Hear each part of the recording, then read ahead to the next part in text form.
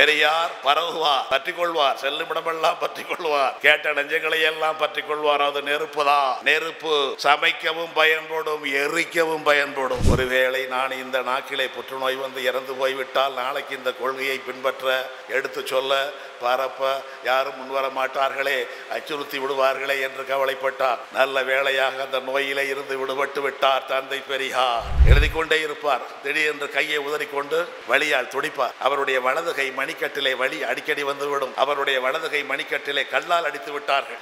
அன்றைக்கு ஏற்பட்டது. அதற்கு பிறகு 36 ஆண்டுகள் வாழ்ந்தார். கடைசி வரைக்கும் அந்த வலிதான். வலிகாலே துடித்து கொண்டே இருந்தவர் தான் பெரியார். பெரியார் என்னும் அந்த நெருப்பு எந்த எதிர்ப்பை கண்டு மஞ்சியதில்லை. கலைஞர் கருணாநிதி கல்லூரி, கலைஞர் கருணாநிதி மாளிகை என்று விதவிதமாக பெயர் வைத்திருந்தார்கள். அது பொறுக்கவில்லை. அடுத்து ஒரு நடிகர் வந்தார். வந்தவுடனே அவர் நிலையான ஆணை போட்டார். உயிர் உள்ள எவருடைய பெயரையும் அரசு நிறுவனம் எதற்கு வைக்கக்கூடாது என்று கலைஞர் கருணாநிதி என்ற பெயரை எடுத்து விட்டார்கள். நிருபர்கள், செய்தியாளர்கள் கேட்டார்கள், உங்களுடைய பெயரை இப்பொழுது வந்திருக்கிற ஆட்சியாளர்கள் எடுத்துக்கொண்டு இருக்கிறார்களே, நீங்கள் என்ன நினைக்கிறீர்கள்? அந்த சூழலிலே கூட கலைஞர் சிரித்துக் கொண்டே சொன்னார், உண்மைதான். இன்றைய முதலமைச்சர் பதவி ஏற்பதற்கு முன்னால் எல்லா இடத்திலும் சென்று வாழ்த்து பெற்றார். அவர்கள் எல்லாம் சொன்னார்கள், நல்ல பெயர் எடு. அவர் எது நல்ல பெயர் என்று பார்த்தார், என் பெயரை எடுத்துக் கொண்டிருக்கிறார். அப்படித்தான் கலைஞர் அவர்களுக்கு, அண்ணா உங்களுடைய வீடு இதுதான், முதலமைச்சருக்குரிய வீடு இதுதான் என்று நம்முடைய பொதுப்பணித்துறை அமைச்சர் துரைமுருகன் அவர்கள் சென்று அந்த பூம்பொழில் வீட்டை காட்டிய பொழுது கலைஞர் அவர்கள் பார்த்தார், முதலமைச்சருக்கான வீடு இதுதானா, இவ்வளவு பெரிய வீடா, வசதியா என்று பார்த்தார். பார்த்த உடனே சொன்னார், அம்பேத்கருக்கு கல்லூரி அமைத்தவர்களும் நாம் தான், அந்த அம்பேத்கருக்கு பல்கலைக்கழகம் அமைத்தவரும் நாம் தான், அந்த அம்பேத்கர் பல்கலைக்கழகத்திற்கு இப்பொழுது அலுவலகம் இல்லாமல் தவிக்கிறார்கள், இந்த வீட்டை பல்கலைக்கழகத்துக்கு கொடுத்து. பெரியார் தன்னுடைய ஆசிரியர்களாக 3 பேரை சொல்வார். ஒருவர் கரூர் மருதையா பிள்ளை, இன்னொருவர் கைவள்ளியம் சாமிகள், இன்னொருவர் பாவே மாணிக்க நாயகர். இந்த 3 பேரையும் தன்னுடைய ஆசிரியராக, எல்லோருக்கும் பெரியாராக இருக்கின்ற பெரியார் தன்னுடைய ஆசிரிய பெரியாராக இந்த 3 பேரை சொல்வார். அந்த கரூர் மருதையா பிள்ளை யார் என்பதை நீங்களாவது கண்டுபிடியுங்கள். அவர் பெயருக்கு முன்னாலேயே கரூர் உண்டு. கைவள்ளிய சுவாமி அவர்களும் வாழ்ந்த ஊர் கரூர் தான். பாவே மாணிக்க நாயகர் அவர்கள் பாகல்பட்டி சேலம், அங்கே ஜமீன்தார். மேட்டூரணை கட்டுவதற்கான இடத்தை ஏற்பாடு செய்து கொடுத்தவர் அவர்தான். மிகப்பெரிய பொறியாளர். அவர் ஈரோட்டிலே வந்து இருந்த பொழுது இருந்த இடம் தந்தை பெரியார் அவர்களுடைய இல்லம். பெரியாருடைய வீட்டிலே இருந்தார் பொறியாளர், தமிழறிஞர் பாவே மாணிக்க நாயகர். எனக்கு திருக்குறள் பற்றி ஏற்படுத்தி கொடுத்தவர் பாவே மாணிக்க நாயகர் என்று நிறைந்த மனத்தோடு எடுத்து சொல்வார் தந்தை பெரியார். அந்த பெரியாருக்கு இவர்களெல்லாம் ஆசிரியராயிருந்தவர்கள். இன்றைக்கு பெரியார் என்ற பெயர் பலருக்கு பிடிக்க, தமிழ்நாடு என்ற பெயரை பிடிக்க. நம்முடைய இந்திரகுமார் தேரடி அவர்கள், அவருடைய பெயரும் கொஞ்சம் அவ்வளவுதான். இந்திரகுமார் சரி, அதென்ன தேரடி, தேரடி ரயிலடி என்றெல்லாம் பெயர் வைக்கிறார்களே என்று கூட கேட்கலாம். ஆனால் தேரடி என்பது அவருடைய தந்தையாரினுடைய பெயர். அவர் தன்னுடைய தந்தையாரின் பெயரை மறக்காமல் இந்திரகுமாரோடு சேர்த்து இந்திரகுமார் தேரடி என்று வைத்திருக்கிறார். அவர் தன் பேச்சை முடித்த பொழுது சொன்னார், தமிழ்நாடு வாழ்க, தமிழ்நாடு வெல்லும் என்றார். இன்றைக்கு தமிழ்நாடு என்று சொல்லை கூட சொல்லக்கூடாது என்று சொல்பவர்கள் இருக்கிறார்கள். பெரும்பணியை சுமந்த குடல், பெரும்பணியை சுமந்த உயிர், பெரியார் என்னும் அரும்பெயரை சுமந்த மனம், அழற்கதிரை சுமந்த மதி, அறியாமை மேல் இரும்பு உலக்கை மொத்துதல் போல் எடுக்காமல் அடித்த அடி, எரி போல் பேச்சு, பெரும் புதுமை, அடடா இப்பெரியாரை தமிழ்நாடும் பெற்றதம்மா. இந்த தமிழ்நாட்டில் இப்படி ஒருவர் வந்து பிறக்கலாமா? இந்த எழிவிலே மிதந்திருக்கிற இந்த மக்களுக்கெல்லாம் கல்வியை, வேலை வாய்ப்பை எல்லாம் பெற்றுக் கொடுக்கிற ஒரு மாபெரும் மனிதர் இங்கே வந்து பிறக்கலாமா? இங்கே பெரியார் என்றும் சொல்லாதே, தமிழ்நாடு என்றும் சொல்லாதே, சொல்வதற்கு வருகின்றவர்கள் இப்போ இருக்கிறார்கள். பெரியார் இல்லை ஈவேரா என்கிறார்கள். பெரியார் என்பதை ஈவேரா என்று சொல்லுகின்ற ஒரு நாளேடே நடந்து கொண்டிருக்கிறது. பெரியார் என்று வருகின்ற இடத்திலெல்லாம் ஈவேரா என்று போடுகின்றவர்கள் பல பேர் இருக்கிறார்கள். இப்பொழுது கலைஞருடைய பெயரை கூட சொல்லக்கூடாது என்று, கலைஞர் என்று வருகின்ற இடத்தில் எல்லாம் கருணாநிதி என்று போடுங்கள் என்று சொல்வதற்கும் ஒரு கூட்டம் இருக்கிறது. அண்மையிலே கூட ஒரு இயக்கம், அந்த இயக்கம் ஒரு பெரிய மலரை வெளியிட்டார்கள். அவர்கள் நம்மிடமிருந்து பிரிந்து சென்றவர்கள் தான், ஒரு நடிகர் தலைமையிலே பிரிந்து சென்றவர்கள் தான் ஒரு பெரிய மலரை போட்டார்கள். போட்டவுடனே அந்த மலரை அச்சுக்கோத்தவர்களுக்கு இவர்கள் ஒரு நிலையான ஆணையை போட்டார்கள். எங்கெல்லாம் கலைஞர் என்று வருகிறதோ அங்கேயெல்லாம் கலைஞர் என்று அடித்துவிட்டு கருணாநிதி என்று போடு என்றார்கள். அந்த மலரை நானும் வாங்கி பார்த்தேன். வாங்கிய உடனேயே முதல் பக்கத்திலேயே புகைப்பட கருணாநிதி என்று போட்டிருந்தார்கள். புகைப்பட கலைஞர் என்று இருக்க வேண்டியதை அச்சுக்கோத்தவனுக்கு தெரியல. இது ஒரு கலைஞர் தான், இவரும் திமுக தான் போல இருக்கு. புகைப்பட கலைஞரை கூட புகைப்பட கருணாநிதி என்று போடுகின்ற அளவிற்கு இருக்கிறார்கள். இந்த இயக்கம் நெஞ்சிலே புழுத்த புழுகோள் தான். எதிர்ப்புகளிலே வளர்ந்த இயக்கம் இந்த திராவிடர் இயக்கம். இப்பொழுது நடந்து கொண்டிருப்பது ஒரு சித்தாந்த போர், கோட்பாட்டு போர். வகுப்புரிமைக்கு குரல் கொடுப்பவர்கள் திராவிடர் இயக்கத்தை சேர்ந்தவர்கள். வகுப்பு வாதத்தை பேசுகின்றவர்களும் இருக்கிறார்கள். வகுப்புவாதம் என்ற நஞ்சு என்று சொல்கிறோம். வகுப்புவாதம் என்பது நஞ்சு அல்ல. வகுப்புவாதம் என்பது நஞ்சை உருவாக்கும் நச்சு கிருமி. அந்த நச்சு கிருமி இப்பொழுது பள்ளிகளிலே புகுத்தப்படுகிறது, கல்லூரியிலே புகுத்தப்படுகிறது, பாட நூல்களிலே புகுத்தப்படுகிறது, ஊடகங்களிலே புகுத்தப்படுகிறது. அதை முறியடிக்கின்ற ஆற்றல் வாய்ந்தவர்களாகத்தான் நம்முடைய இந்திரகுமார் தேரடியும் மெல்டனும் மனோஜும் மைனரும் சதீஷும் திகழ்கின்றார்கள். நல்ல படை, நமக்கு கிடைத்த படை. ஒரு 3 நாட்களுக்கு முன்னால் இந்திரகுமார் அவருடைய சொற்பொழிவை நான் ஒரு 4 நாட்களுக்கு முன்னால் அரியலூரில் கேட்டேன். கூட்டாட்சியை பற்றி பேசினார். ஒரு இளைஞராக இருக்கின்ற ஒருவர் இவ்வளவு ஆழமாக பேசுகின்றாரே என்று வியக்க வைத்தார். இளைஞர்களாக இருக்கின்ற பலரும் நமக்கு இவ்வளவு ஆற்றலோடு இப்பொழுது வளர்ந்திருக்கிறார்கள். இவற்றை பொறுக்க முடியாமலே தான் அந்த நச்சுக்குருமி, வகுப்புவாத நச்சுக்குருமி, அது வகுப்புவாத நஞ்சை, வகுப்புவாத கிருமிகளை இப்பொழுது உடலில் செலுத்தி கொண்டிருக்கிறார்கள். வகுப்புவாத கிருமியை உடலில் செலுத்தி கொண்டிருக்கிறார்கள். அதுதான் வகுப்புவாத நஞ்சாக வெளிப்படும். மெல்ல மெல்ல மெல்லத்தான் வெளிப்படும். தோட்டால் ஒட்டி கொள்ளும், அது பரவும். பெரியார் என்னும் பெருநெருப்பு என்பதை நாம் தலைவாக கொடுத்திருக்கிறோம். மிக அருமையான தலைப்பு. நெருப்பினுடைய இயல்பு பரவும், பற்றி கொள்ளும். பெரியார் பரவுவார், பற்றி கொள்வார், செல்லும் இடமெல்லாம் பற்றி கொள்வார், கேட்ட நெஞ்சங்களை எல்லாம் பற்றி கொள்வார். அது நெருப்பு தான். நெருப்பு சமைக்கவும் பயன்படும், எரிக்கவும் பயன்படும். ரெண்டையும் வகைப்படுத்தி காட்டுவதற்குத்தான் இங்கே நம்முடைய கோவைக்கு ராமகிருஷ்ணன் அவர்கள் மிக அழகாக பேசினார். அடுத்த அமைச்சரும் பேசுவார். அவர் பேசுவதற்கு நான் விரைவாக நான் முடித்துக் கொள்ள வேண்டும். இப்படி அந்த வகுப்புவாத நஞ்சு புகுத்தப்பட்டவர்கள் தான் தமிழ்நாடு வேண்டாம், தமிழகம் என்று சொல்லுங்கள் என்கிறார்கள். பெரியார் வேண்டாம், ஈவேரா என்று சொல்லுங்கள் என்கிறார்கள். அறிஞர் அண்ணா என்று வேண்டாம், அண்ணா துரை என்று சொல்லுங்கள் என்கிறார்கள். இந்த இயக்கம் இவற்றையெல்லாம் எளிதாக கடந்து வந்த இயக்கம். பெரியார் என்னுடைய வாழ்க்கையிலே நான் சந்தித்த அந்த காலம்தான் எனக்கு வசந்த காலம். அண்ணா அவர்கள் எழுதினார். அது 10ஆம் வகுப்பிலே பாட புத்தகமாக இருந்தது. நான் ஆசிரியர் அல்லவா, நான் நடத்திய பாடம் 75 76 அது பாடமாக இருந்தது. அந்த வசந்தம் என்று தலைப்பு அதற்கு. பெரியாரோடு நான் இருந்தேன். 1934 பெரியார் மன்னாவும் சந்தித்தது எங்கே? இந்த கொங்கு மண்ணில், கோவையில். கோவைக்கு அருகிலே இருக்கிற திருப்பூரில் தானே பார்த்தார்கள். எல்லாவற்றிலுமே உரிமை கொண்டாட வேண்டிய பெருமை மிக்க மண் இந்த கொங்கு மண். 1934 மே மாதம் 21ஆம் நாள் தான் பெரியாரும் அண்ணாவும் முதல் முறையாக சந்தித்தார்கள். அப்பொழுதுதான் அண்ணாவினுடைய பேச்சை கேட்டு கூட்டமே வியக்குகிறது. அடடாவோ யாரப்பா அடுக்கு சொல்லோ, அண்ணா துறையாமே காஞ்சியாமே, கடனாக சில சொற்கள் தந்தானால் கவி பாடி நான் புலவன் ஆவேனப்பா. கவிதை மாதிரி பேசுகிறாரப்பா. ஆங்கிலத்தில் பேசினால் கூட அதை மொழிபெயர்க்கிற பொழுது கூட அந்த கவிதை அழகோடு பேசுகிறார் என்றெல்லாம் சொல்லுகின்ற அந்த செய்தியை கேட்டுத்தான் பெரியார் தன்னிடத்திற்கு வரவழைத்து கேட்டார். பெயர் அண்ணாதுரை, ஊர் காஞ்சிபுரம். என்ன படித்திருக்கிறீர்கள்? MA, 2 MA, பொருளியல் எக்கனாமிக்ஸிலும் MA, பாலிட்டிக்ஸ் அரசியலிலும் MA. அடுத்து என்ன செய்ய இருக்கிறீர்கள்? ஒரே ஒரு நொடிதான். என்ன செய்ய இருக்கிறீர்கள் என்று கேட்ட பொழுதுதான் வேலைக்கு போக இருக்கிறேன் என்று சொல்லியிருந்தால் வாழ்க்கை வேறு வகையாக மாறி போயிருக்கும். ஐயா என்ன சொல்றீங்களோ அப்படி செய்யலாம்னு இருக்கிறேன். அதுதான் அண்ணா துறையை அறிஞர் அண்ணாவாக்கியது. நான் நடத்துகின்ற இதழுக்கு ஆங்கிலம் தெரிந்தவர்கள் வேண்டும். என்னுடைய இதழுக்கு வாருங்கள். வருகிறேன். ஒப்புக்கொண்டு விட்டார். ஒப்புக்கொண்டார் அறிஞர் அண்ணா. ஆனால் விடவில்லை அவருடைய சின்னம்மா.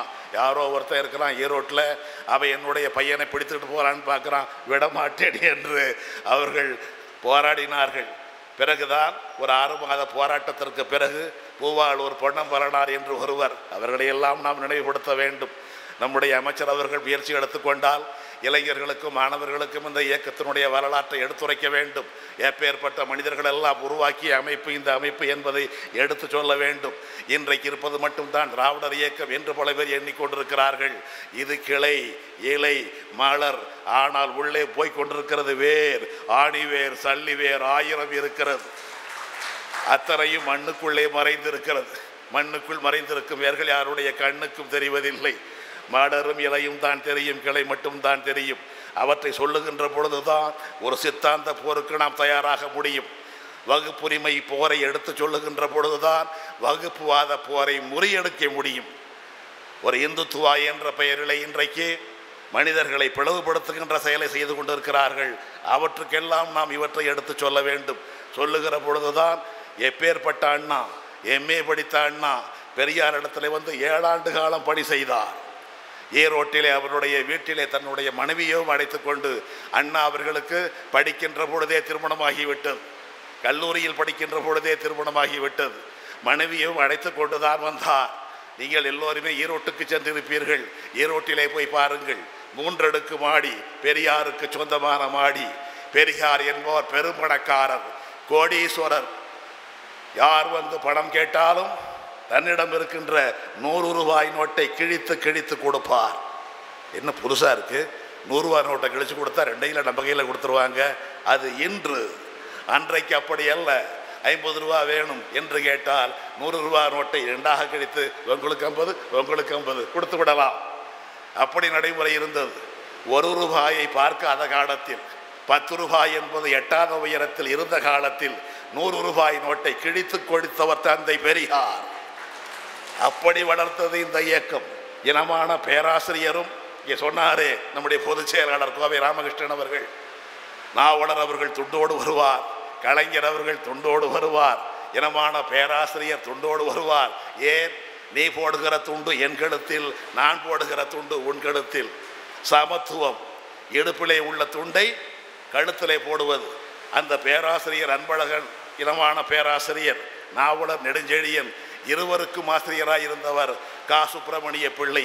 அந்த காலத்திலேயே எம்எல் பட்டம் பெற்றவர். யாருமே பெறாத காலத்தில் இந்தியாவிலேயே அவர்தான் பெற்றிருந்தார். அதனால் அவருக்கு பெயரே எம்எல் பிள்ளை என்றுதான் பெயர். காசு பிள்ளை அவருடைய பெயர், எம்எல் பிள்ளை என்பார்கள். அவர் அண்ணாமலை பல்கலைக்கழகத்தினுடைய பேராசிரியராக இருந்தார். என்னுடைய ஆசிரியர் என்று நாவலர் அவர்களும் பேராசிரியர் அவர்களும் பெருமையோடு சொல்வார்கள். அவர் ஓய்வு பெற்ற பிறகு நெல்லையில் இருந்தார். எப்படி இருக்கிறார் என்பதை மறைமலையடிகளை பார்க்க சென்றார் தந்தை பெரியார். அப்பொழுது மறைமலையடிகளுடைய மகன், அவர் பெயர் மறை திருநாவுக்கரசு, அவர்தான் சொன்னார், ஐயா 38 மொழி போராட்டத்தை நீங்கள் நடத்தினீர்களே, மறைமலை அடிகளாரையும் நாவலர் சோமசுந்தர பாரதியையும் முன்னிலைப்படுத்தி நடத்திய பொழுது காசு பிள்ளை இணைந்து போராடினாரே, அந்த காசு பிள்ளை அவர்கள் இப்பொழுது நெல்லையிலே வறுமையிலே வாடுகிறார். அவர் நம்பிய சைவம் அவரை கைவிட்டு விட்டது. அவர் போற்றிய சைவ படாதிபதிகள் யாரும் அவருக்கு உதவவில்லை என்று சொன்னவுடனே பெரியார் நேரே நெல்லைக்கு சென்றார். நெல்லைக்கு சென்று காசு பிள்ளை அவர்களை சந்தித்து, நீங்கள் இருக்கும் வரை மாதம் 50 ரூபாய் கொடுப்பேன் என்றார். அன்றைக்கு 1 பவுன் 25 ரூபாய், 2 பவுன் இன்றைய மதிப்பில் 1.25 லட்சம் மாதந்து. இவற்றை எந்த இடத்திலுமே பெரியார் சொல்லிக் கொண்டதில்லை.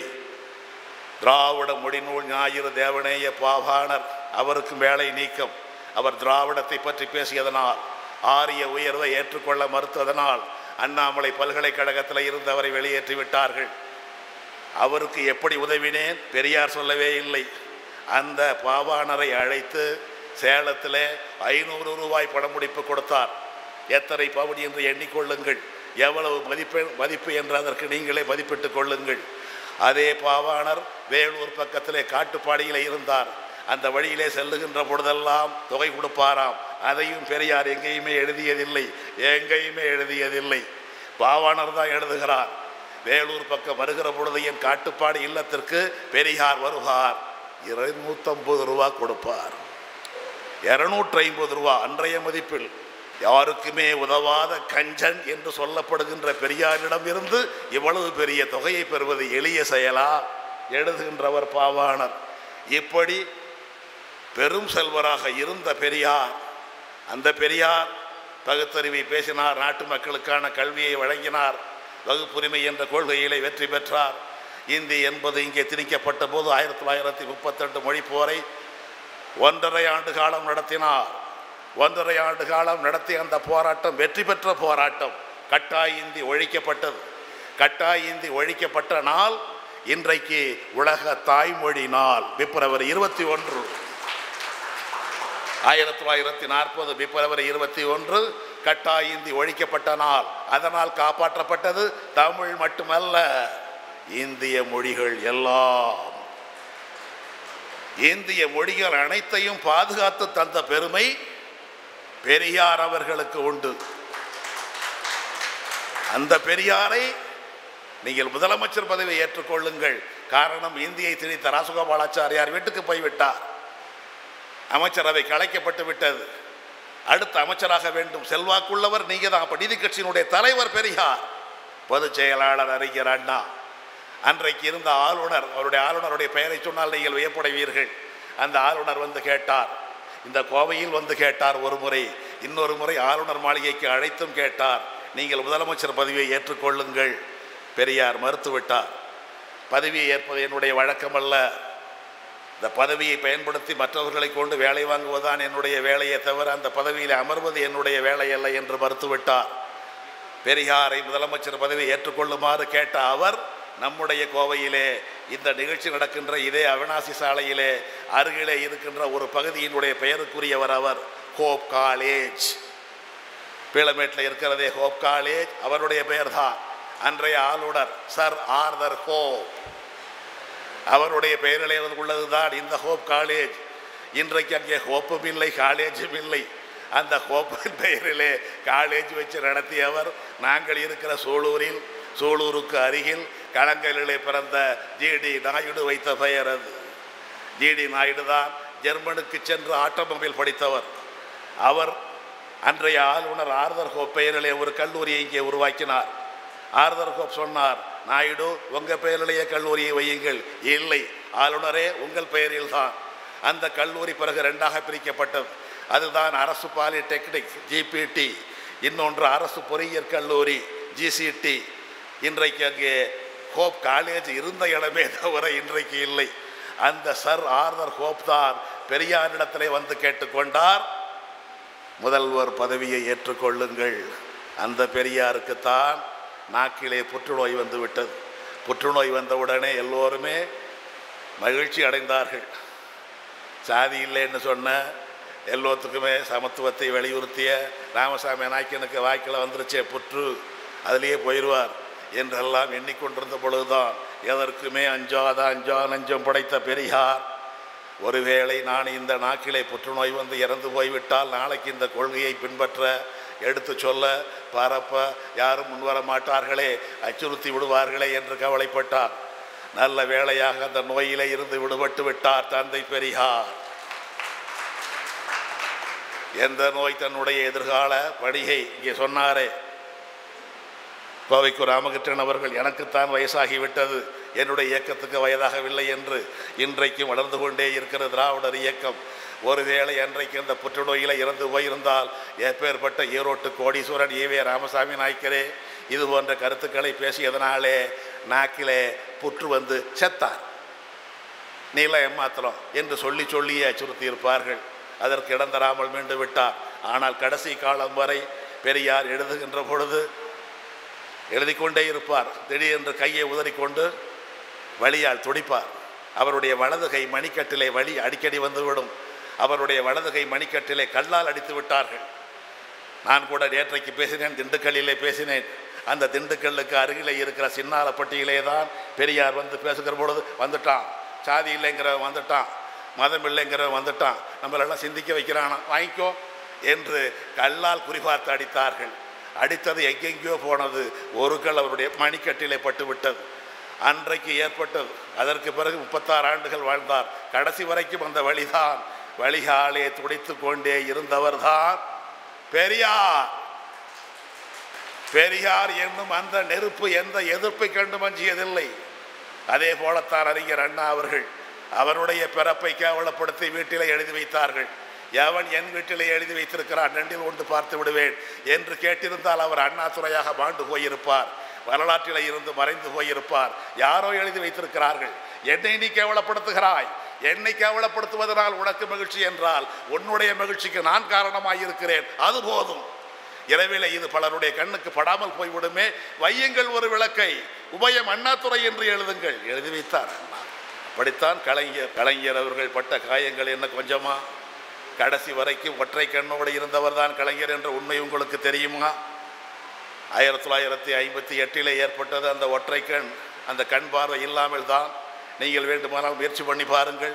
ஒரே ஒரு கண்ணோடு இந்த சின்னியம்பாளையம் மண்டபத்தில் இருந்து வெளியே செல்கிறேன், பேருந்திலோ மகிழ்வுந்திலோ ஏறி வீட்டுக்கு செல்கிறேன் என்று பாருங்கள். எவ்வளவு தொல்லை என்பது தெரியும்.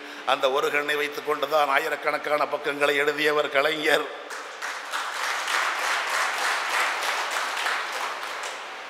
ஆயிரக்கணக்கான கூட்டங்களை பேசியவர் கலைஞர். அண்ணாவுக்கு பிறகு இந்த இயக்கம் அழிந்துவிடும் மனோஜ் சொன்னாரே என்று கனவு கண்டவர்களுடைய கனவுகளை எல்லாம் மண்ணை எள்ளி போட்டவர் கலைஞர்.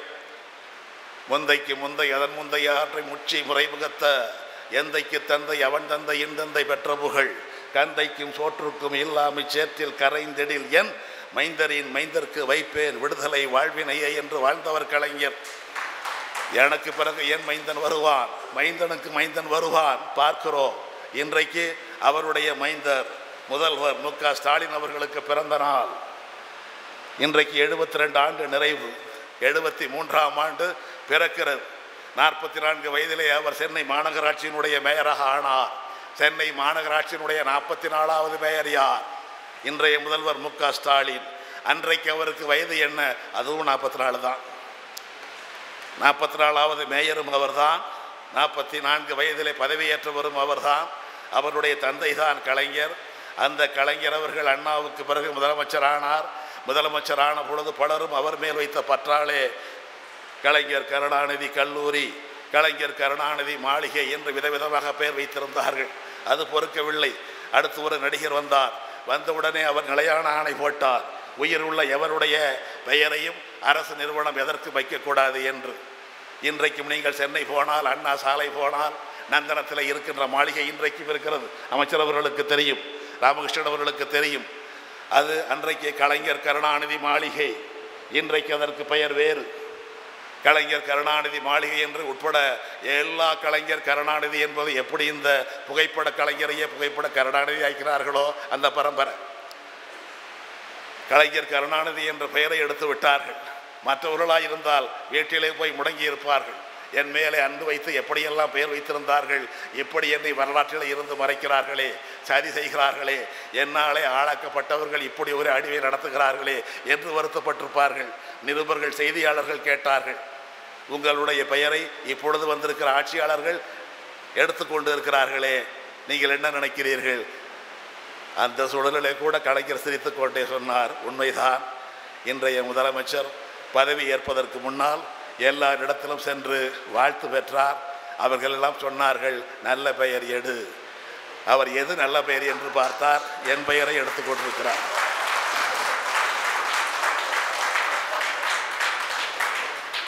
நல்ல பெயர் எடு என்றார்கள். அவருக்கு தெரிஞ்ச நல்ல பெயர் என் பெயர் தான். தடுக்கிறார். கலைஞர் அவர்கள் தன்னுடைய வாழ்க்கையிலே சொல்லாத செய்திகள் ஏராளம். இங்கே பெரியார் எனும் பெருநெருப்பு என்பதை 4வது கூட்டமாக நடத்தி கொண்டிருக்கிறார்கள். இடையிலே 2 கூட்டம், ஒன்று அண்ணா, இன்னொன்று அம்பேத்கர் அவர்களை பற்றி. அதையும் சேர்த்தால் 6 கூட்டம். அம்பேத்கர் அவர்களை இந்த மண்ணுக்கு, இந்திய மண்ணுக்கு, இந்தியாவுக்கு, இந்திய துணைக்கண்டத்துக்கே அறிமுகப்படுத்தியவர், அரசு நிறுவனங்களுக்கு பெயராக வைத்து நிலைப்படுத்தியவர் முத்தமிழறிஞர் கலைஞர் அவர்கள். மராட்டியத்திலே அவர் பிறந்த மகாராஷ்டிரத்திலே பெயர் வைக்க முடியவில்லை. அம்பேத்கர் கல்லூரி, அம்பேத்கர் நூலையே விற்க முடியவில்லை. அத்தனையும் பறித்து எரித்தார்கள். ஆனால் இப்பொழுது கூட நம்முடைய முதலமைச்சர் அம்பேத்கரினுடைய ஆக்கங்கள் எல்லாம் வர வேண்டும், என்று சொல்லி 100 தொகுதிகள், அதிலே நானும் ஒரு தொகுப்பாசிரியர். 100 தொகுதிகள், ஒரு தொகுதி 100 ரூபா தான். அதிலே 10 தொகுதி முதலமைச்சர் இப்பொழுது தான் வெளியிட்டார். பொங்கல் அன்னைக்கு முதல் நாள் தான் வெளியிட்டார். அப்படி அம்பேத்கருடைய பெயரை இன்றைக்கு பரப்பி கொண்டிருக்கிற ஒருவரை மகனாக தந்திருக்கிற நம்முடைய முத்தமிழறிஞர் கலைஞர் அவர்கள் அம்பேத்கர் பெயரிலே கல்லூரி வைத்தார்.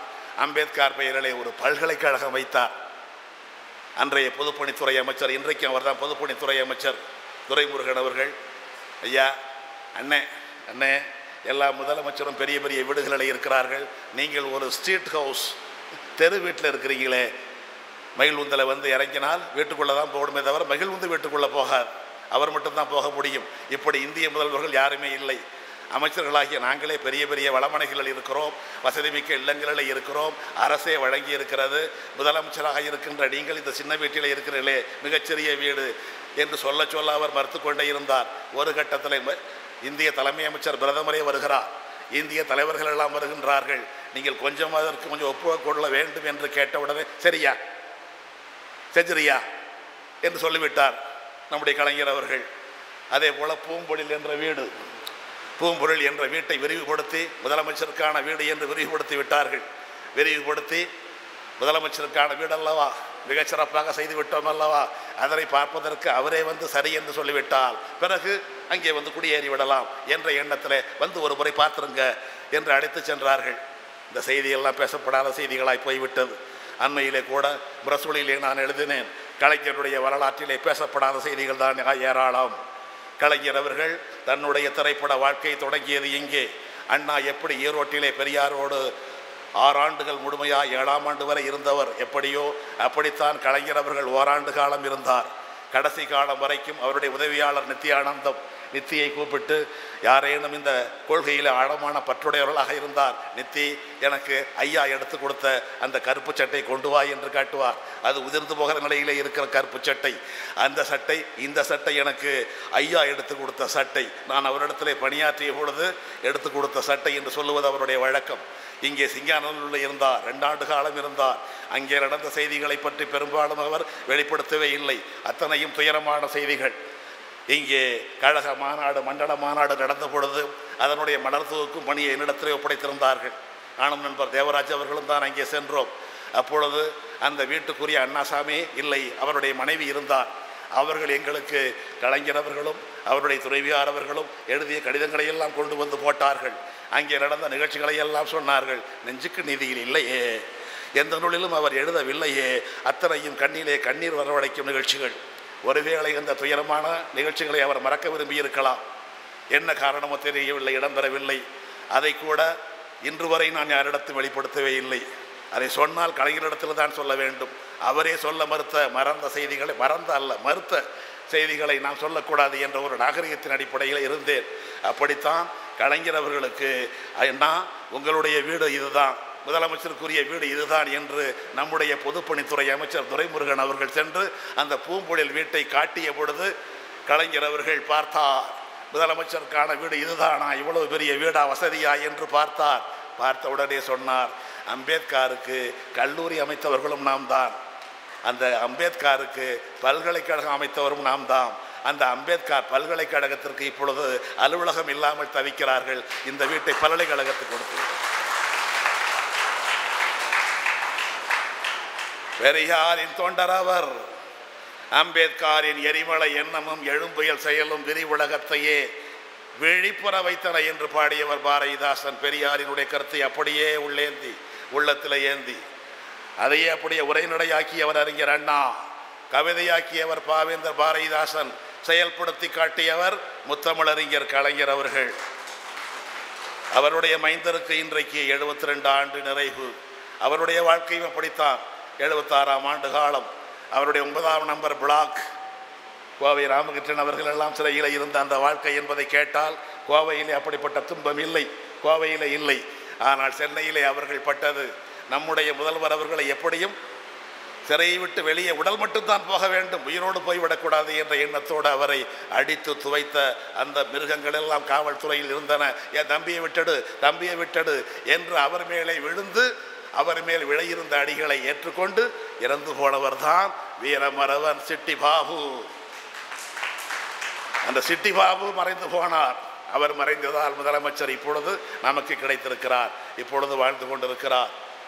மொழி சமத்துவம் இன்றைக்கு தெளிவாக அறிவிப்பு அவருடைய அறிக்கையில கொடுத்திருக்கிறார். மொழி சமத்துவம், பிறப்பு சமத்துவம், இந்த ரெண்டு சமத்துவமும் இருந்தால்தான் சமூக சமத்துவம் நிலை பெறும். அந்த மொழி சமத்துவத்துக்காகத்தான் இந்தி திணிப்பை என்றும் எதிர்ப்போம். இது என் பிறந்த நாள் செய்தி. அறிவித்து விட்டார். மும்மொழி திட்டத்தை எந்த வகையிலும் ஏற்றுக்கொள்ள மாட்டோம்.